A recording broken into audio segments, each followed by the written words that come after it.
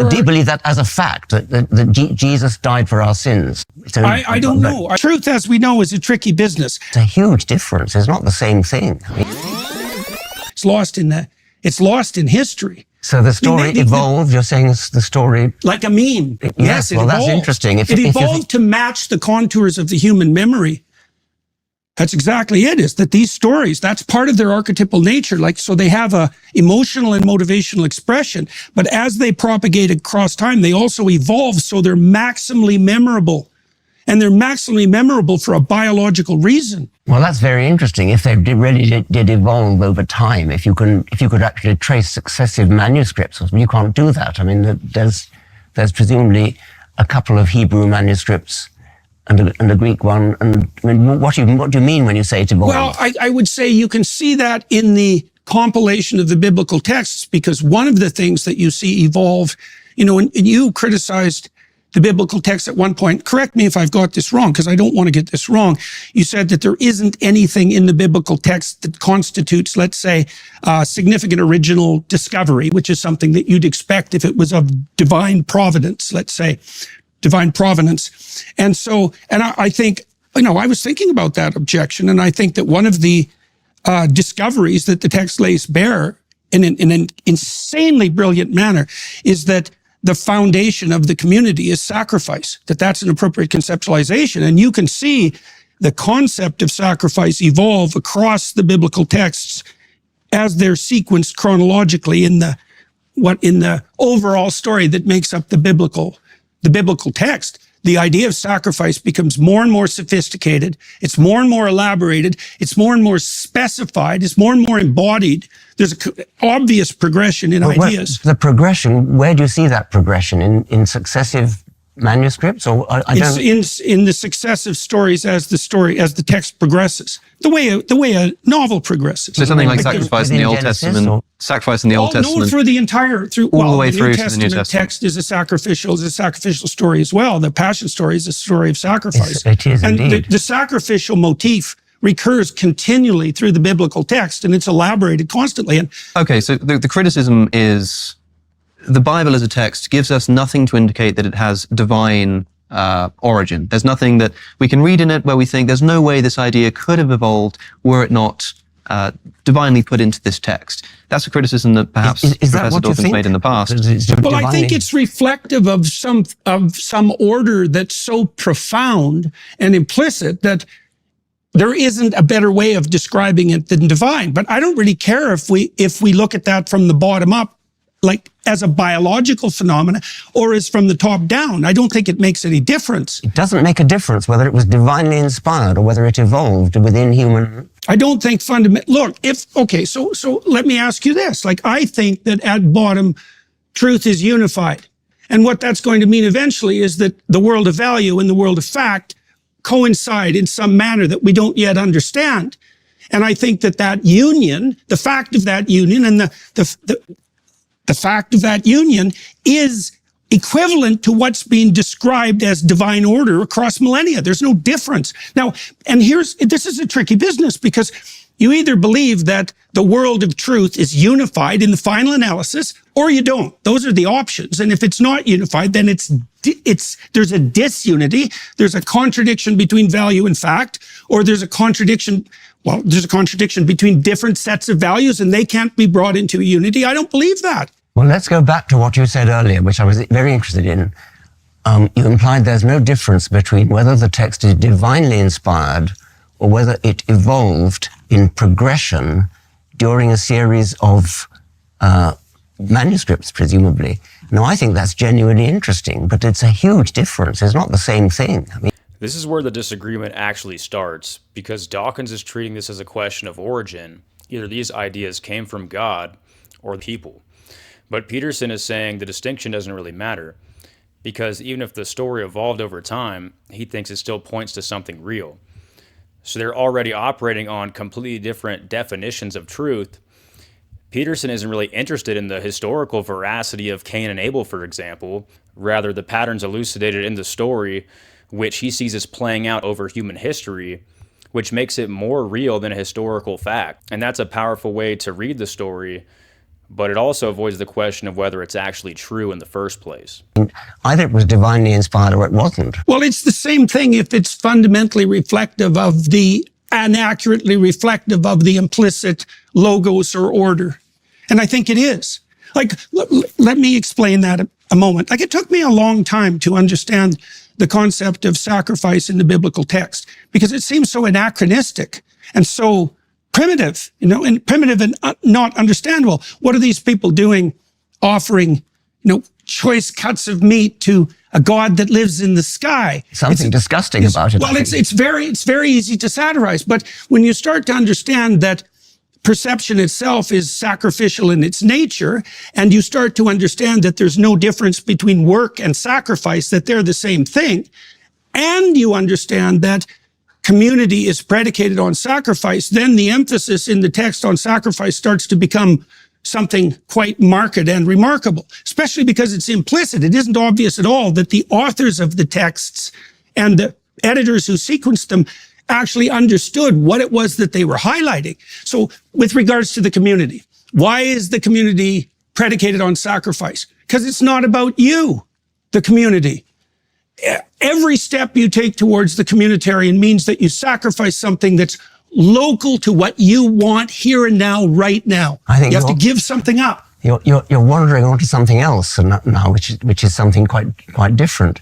The notion of sacrifice, as you say, it goes right through the Old Testament and the New Testament. The sacrifice of Isaac or Ishmael by Abraham and the sacrifice of Jesus is the same idea. I think it's a very unpleasant idea, by the way.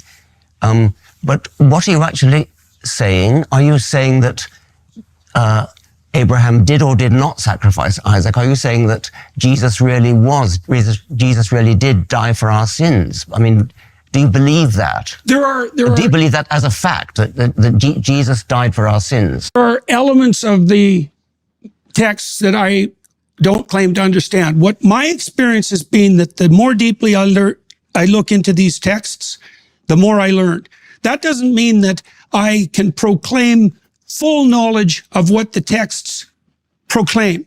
But I don't think, and I'm not trying to play a trick here. I watched an interview that you did recently where you were talking, I think it was with Piers Morgan, about the complexities of trying to understand this strange realm of quantum phenomena, right? And we have a trouble with quantum phenomena because at the micro level, things don't act like things act at the macro level. So they escape our intuitions. And one of the things you said was that although it's perhaps even impossible for creatures embodied like us to get a grip on quantum phenomena, the strange wave-particle duality, for example, we have ample evidence that it works and stellarly. And I would say exactly the same thing about the biblical texts. Oh. They run into a mystery, like there's a horizon of mystery, which I do not claim to penetrate. But insofar as I've been able to understand the texts, every time I make a improvement in understanding, it reveals something to me that's just like shattering. Quantum physics is deeply mysterious, and you're saying that biblical texts are deeply mysterious. The difference is quantum physics, the predictions you derive from quantum physics are fulfilled to the umpteenth decimal place. Mm-hmm. The umpteenth decimal place, I think it was Richard Feynman says, equivalent to predicting the width of North America to the nearest hair's breadth. Mm-hmm, now, right. That's impressive. That's no doubt. The mystery there, as it were, gains its credentials by its predictions. The mysteries of the Bible don't have any credentials at all, as far as I can make out. This is where it gets sharper, because Dawkins finally draws a line. For something to be true, it needs evidence. It needs to make predictions. It has to be testable. It has to have what he calls credentials. And by that standard, none of this qualifies. But Peterson isn't even trying to meet that standard. He's pointing to a different kind of truth, something you recognize in behavior, in culture, and how people actually live. So now they're not just disagreeing, they're using completely different ways of deciding what counts as true. And the problem is, if you remove the need for evidence entirely, it becomes very hard to distinguish between something that's true and something that feels meaningful. Well, I guess the credentials that I would put, you made a statement a couple of months ago that I found very interesting. And I don't claim to understand it, and I'm not trying to put you on the spot with it. You said that you were a cultural Christian, Okay, and so that raised a number of questions in my mind, and the first question was, You are changing the subject. No, I'm not. No, I don't think so. Okay. I may be leaping outside of the topic a bit to get back to it. We can do cultural Christianity, but I think, because I have a list of questions that you wanted to ask, and that is one of them. But I think Professor Dawkins did ask you... You were referring to the predictive power and to the utility of the stories. Yeah. Okay, so that's actually what I was trying to zero in on. Go ahead. Okay, so that was the point. Well, it seemed to me that your proclamation that you were a cultural Christian was a recognition and a statement that you had found something in the culture that had been derived from Christianity that you had an affinity with, and that there's some reason for that. And one of the things I wanted to ask you is, well, what do you think that Christianity got right that allows you to make a statement like that? I mean, I know that there's differences perhaps in what we both think about the ultimate veracity of the biblical stories. Maybe there isn't differences. Like, it would take a lot of conversation to figure this out, but what did you mean by that? Like, what do you think that Christianity got right that would enable you to make a statement like that? Virtually nothing. I meant by that no more than that I'm brought up in a Christian culture. I went to Christian schools. I therefore know my way around the Bible. I know my way around the Book of Common Prayer. I know the hymns. That's all. I don't value Christianity as a truth system at all.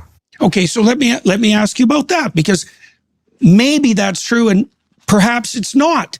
So the first question is, like, do you think that there are any marked differences between cultural traditions that would enable you to rank order them in terms of their ethical validity? Yes, I do. Okay, so for example, we could contrast mainstream UK Christianity with Islamic fundamentalism. Yes. Okay, so there's a hierarchy. There is a hierarchy. Okay, a hierarchy that points to what? Well, in the case of Islam, I dislike any religion which punishes apostasy with death, that throws gay people off high buildings, that practices clitoridectomy. That seems to me to place Islam on a lower level than Christianity, but that's not to say anything very positive about Christianity. Well, it might be to say something positive about Christianity. Like, I think that question is open, because you might ask yourself, what did Christianity get right that led it away from those particular presumptions and towards something that you regard as more ethically appropriate? Like, this isn't a trivial question. It's a very modest claim. There's not very much. I mean, to be better than a religion that throws gay people off high buildings is not really a very virtuous achievement. I don't know. I don't know if that's true, because if you look at the barbarism that characterizes the human past, you might think that any progression whatsoever towards something approximating mercy and tolerance is nothing short of a bloody miracle. Well, like, people are pretty ruthless, and so are our chimpanzee cousins. Yes, they are. Right. So we move forward into the light with great difficulty. Yes, and yes. the fact that we can take that for granted now, and that it seems self-evident and deserving of faint praise, it's not so clear to me that that's a reasonable proposition. Okay, let's grant the faint praise, but that has nothing to do with the truth value, and what I care about is the truth value. I see no truth value in the claims of Christianity, the virgin birth, the resurrection, the miracles. Do you believe in any of those? Do you believe Jesus was born a virgin? As I said before, there are elements of the text that I don't feel qualified to comment on. My experience has been that the more, I know from a metaphorical perspective and from a mythic perspective what the story of the virgin birth means, and I accept that. I know, for example, that any culture that doesn't hold the image of the woman and infant sacred dies. Do you mean and I don't know how that needs to be expressed in a form. Is it true, though? Do you mean that you don't know? Well, let me ask you about that, because truth, this is something I talked with Sam Harris about too. Truth, as we know, is a tricky business. Do you think there are differences in the truth claims between different writers of fiction? This is where the conversation gets forced into the real world, because now the question isn't what's true or how we recognize it, it's whether you're actually willing to commit to it. And Peterson won't give a direct answer, because the moment he does, everything he's been arguing gets reduced to a single factual claim. But that's the claim Christianity actually stands or falls on. If these events didn't happen, then they're just stories. And if they did, they're not just symbols, they are reality. And that's the question he keeps refusing to answer.